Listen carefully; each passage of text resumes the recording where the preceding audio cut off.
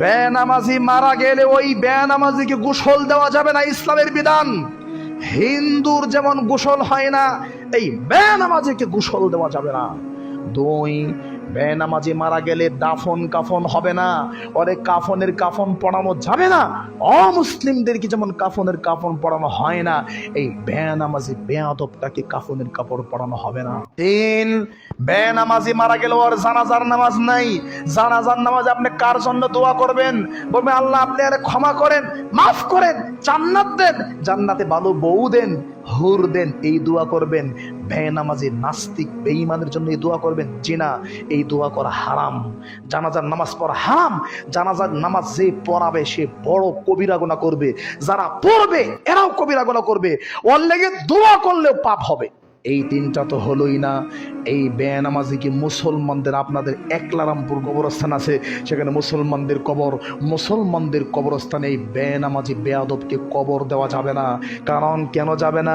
আপনি যখন কবরস্থানে ঢুকবেন কি বলে ঢুকবেন? আসসালামু আলাইকুম ইয়া আহলাল কবর, সবাইকে সালাম দিবেন, কিন্তু এই বেনামাজিকে সালাম দেওয়া যাবে না।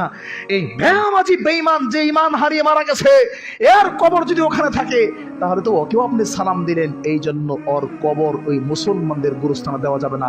ওর লাশটাকে কুত্তার লাশের মতো দূরে ফেলাই দিতে হবে, যাতে দুর্গন্ধ না আসে। শুধু কি তাই, এই বেনামাজি যদি একলারামপুর এলাকার মানুষ হয়, তার যদি 20টা ছেলে থাকে, 20টাই যদি দাওরা হাদিস মাস্টার্স করে মদিনা ভার্সিটি থেকে পিএইচডি করে আসে, বড় বড় আলেম, কিয়ামত পর্যন্ত এই বেনামাজি আব্বার জন্য 1 সেকেন্ডের জন্য দোয়াও করতে পারবেন। আল্লাহ আমার বাপরে ক্ষমা করো, এই কথা বললে পাপ হবে।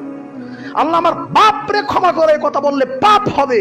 আল্লাহ আমার বাপরে ক্ষমা করো, মারে ক্ষমা করো, এই কথা বললে পাপ হবে। এই দোয়াও করা যাবে না। নেন এবার ঠেলা সামলান, ফতোয়া কোন দিকে নিবেন দেখি। আপনি আমার ফতোয়া উল্টেই দেন, বলেন যে এটা ভুল বলছেন, বলেন আপনি এখন বলেন, নগদ টাইম আছে, এখন বলেন যে আপনার এই কথা রং হয়েছে।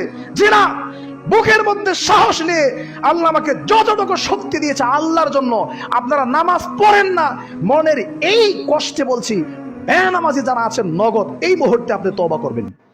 কারণ দাঁড়ায় যে বলবেন আল্লাহ আকবার তওবা করার আগে, এর আগে তো আপনার হাড়ের স্পন্দন বেড়ে যেতে পারে, আপনি স্ট্রোক করে মারা যেতে পারেন। আপনি এখন নগদ স্ট্রোক করতে পারেন।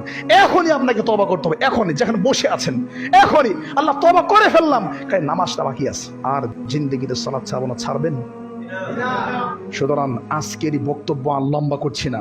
উপস্থিত যারা আছেন অন্তরকে খালেজ করে আল্লাহর জন্য তওবা করেন। আল্লাহ বেঈমান হয়ে মরতে চাই না, হিন্দু হয়ে মরতে চাই না, খ্রিস্টান হয়ে মরতে চাই না, আল্লাহ ঈমান নিয়ে মরতে চাই। আপনার 2টা হাত ধরলাম, 2টা পা ধরলাম, অনুরোধ করলাম, ক্ষমা চাইলাম এবং বিনয়ের সাথে, আকুতি মিনতির সাথে আপনাকে বললাম নামাজটা পড়েন ভাই।